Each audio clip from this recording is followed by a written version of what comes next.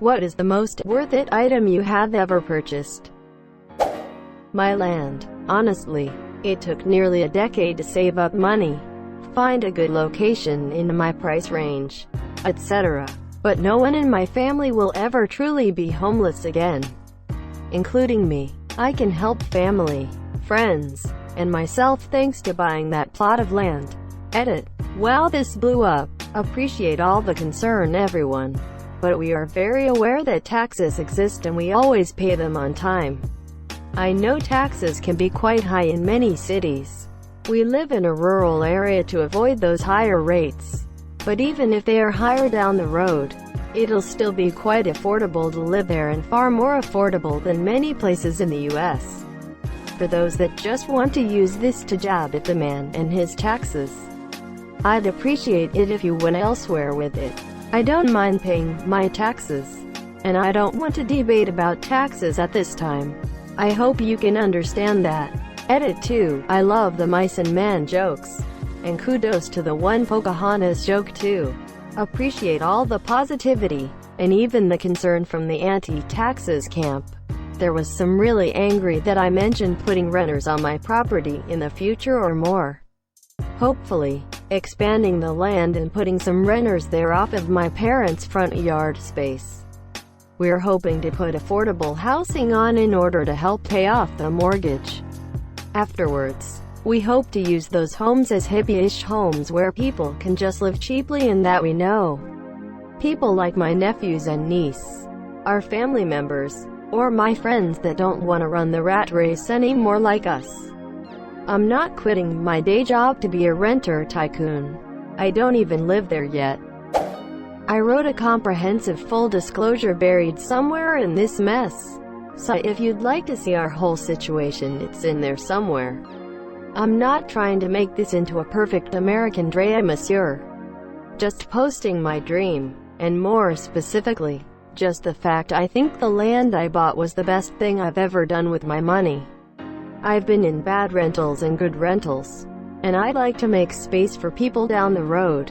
The end. Edit 3. Unfortunately, someone much richer than I'll ever be walked up with $65,000 in cash and bought that land out from under us the day we walked over with contract in hand. For those that were following this, bought 10 acres, intended on putting a couple humble tiny houses in the front to help pay off the mortgage as my parents live on a fixed income and I live out of state. 5 acres came up for sale behind us. We wanted to buy those 5 acres to expand our home and make more reasonable living space for family and friends via putting rental homes up on it until all the lands were paid off. It's disheartening, to say the least. The seller really talked to us in such a way as to think this was a done deal. Even though I know nothing is final until it's done. The arrangements we had made with each other and the close contact we maintained made me think this was very likely happening. I don't know anyone that can compete with rich people's cash in hand. We're pretty heartbroken, but we still have the original land we purchased, and we'll go with our original plan to put a couple tiny houses in the front yard space. Where did you buy? Really considering the Midwest. Used to live in Oklahoma and the land is really cheap. I would buy on a nice private lake and plant permaculture farming fruit and nut trees and vegetables and get a couple goats and chickens. And also set up a hydroponic fish farm, monsieur. Can you also start a B&B? I want to come pet the hypothetical goats. There's this breakfast place up in Door County with goats that live on the roof. It's a tourist trap, but they have pretty good Swedish pancakes. It's always food, a portable phone battery. All the time I waste looking for a charger when I'm out is now time I waste on Reddit. My Leatherman Super Tool 300. Had it about 5 years now, and I use it often at work. It's already paid for itself. But honestly, my proudest moment came when someone at work sadly realized they needed a can opener for their lunch, and there were none to be had.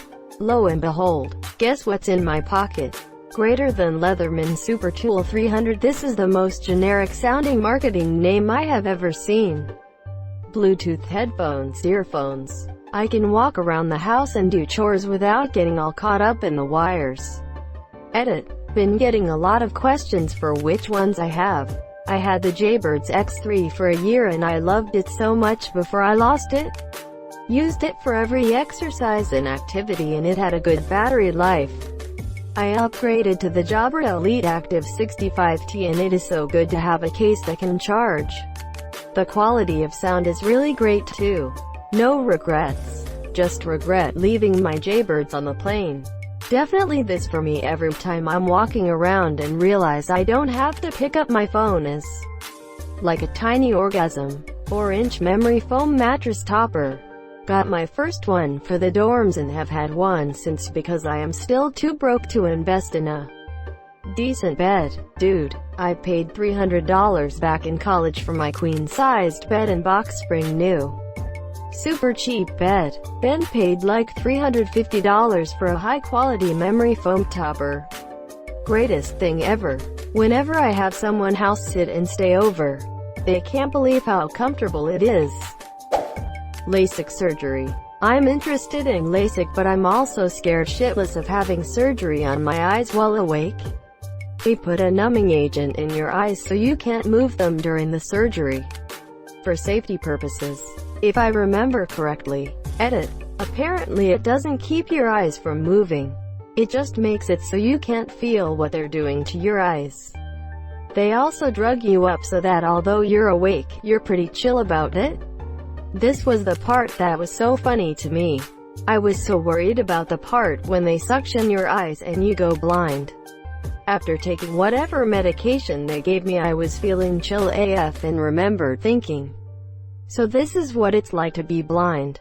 Huh. Just complete nonchalant thought on something that was so terrifying 30 minutes ago. What? Suction the eyes. I never heard about it. Now I'm scared. They have to suction the eyes out a bit to operate on them, or you don't feel any pain, and with the meds it was completely fine.